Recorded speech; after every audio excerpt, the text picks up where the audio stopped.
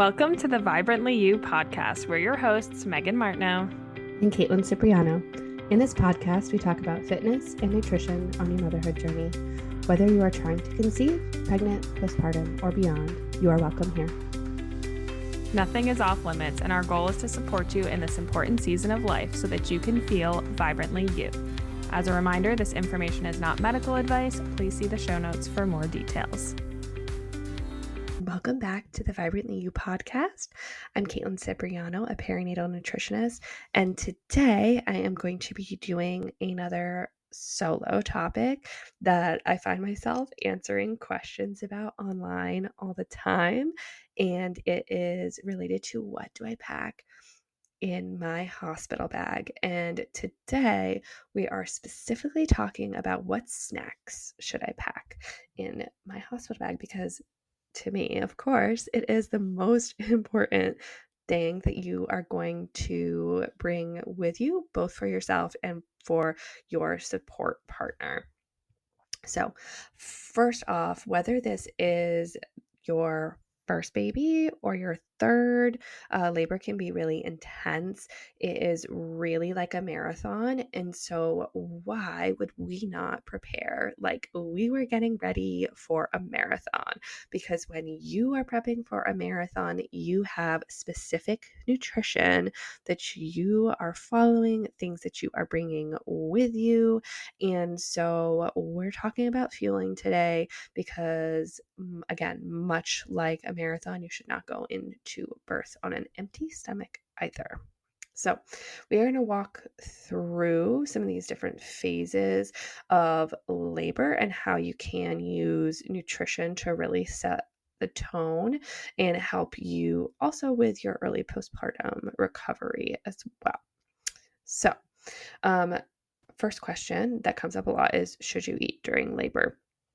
And I wish that this answer was more straightforward, but it is a little bit nuanced depending on your situation alongside where you are giving birth. A lot of hospitals, if you're having a hospital birth, still have policies around what you can and what you cannot have once you are in active labor, especially if you are getting an epidural or a C-section is likely. So if you are dealing with one of those scenarios, you may be pretty limited in terms of what you can have. But if you are in early labor, you're laboring at home for a little while, this can be like a really great window where you can have some meals, and it can be incredibly helpful because labor can definitely be long.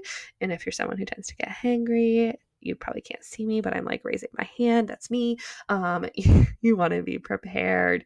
So even if you're not eating much during labor, you're also again going to have your support person with you, and they're going to need snacks too. So I'm going to mention, that throughout this conversation as well.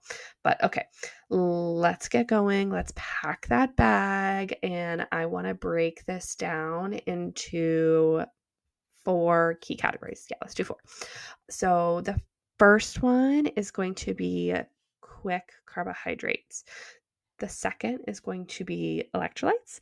The third is going to be protein-rich options. And then we're going to talk about those comfort and recovery snacks. That's my favorite section. So quick carbs, aka our energy boosters, are going to give you fast fuel. Again, your body is working hard, again, like running a marathon hard here. And carbohydrates are your muscle's preferred source of energy. So packing things like honey sticks, fruit leathers, applesauce pouches, dried fruits, like energy chooser. There's like electrolyte gummies, little like graham crackers or pretzels, like whatever those like little quick carb snacks that you like, that you enjoy. Give yourself some options and pack them, because what you think you might prefer, you actually may not be in the mood for. So give yourself some choices that you can pick from. be easy with them, try not to make it like super messy if you can, but definitely, again, give yourself some choices. Okay, that second section. So the electrolytes, our hydration is so, so key. So, especially if your labor is like long or you are noticing that maybe you're sweating a lot, instead of just having plain water, I would also recommend bringing some electrolytes in to help with your energy and keeping your fluid levels more balanced. Drink your water regularly. Like, put your support person in charge and make sure that they are offering you sips of water with a straw, like in between when you're having contractions. And again, have some like of these electrolyte options. So there's tons of great powders. I love the brand Ultima. There's other ones too. You can do coconut water if you like coconut water, but definitely like getting some single serve packets are great to pack in your bag with you. Okay. Moving on to our protein rich options. Again, like, labor is endurance work. And so a little bit of protein can just like help keep you going throughout the process. I really loved having those nut butter packets with me. I brought some trail mix. You can do a protein bar, or we made some energy bites. And also, go tos are like cheese sticks. I love having little cheese sticks, and roasted like chickpeas can be like a great little option if you want something crunchy as well. And again, like, those are all great options for your support person too. So like, make sure you are bringing enough for both parties there. Okay. Once you have done all of the hard work, you are going to be absolutely ravenous. Like, that first postpartum meal, you want to be so satisfying, but also to feel grounding. And it may be a little while before either if you're birthing in the hospital, you have someone to like bring that food, or if someone has to like go out to get food. Like, this totally depends on your like scenario. So having some things like oatmeal cups or overnight oats, bone broth packets, herbal teas like raspberry leaf. Again, you could make like a protein shake. A lot of times you do have access to like a little like mini fridge in your room, or there's a shared space where that you can put food. So whatever things are going to be comforting and helpful for you, bring those things with you. I loved having I had both like oatmeal and like the bone broth afterwards, and that was super great until I was able to get a little bit more, but right off of the bat that was so helpful. And then, um, definitely make sure that, again, when you are thinking about what to pack, bring snacks that are like easy to open, easy to access. Try to reduce things that might make you nauseous. So try to avoid things that might be like spicy or really like smelly.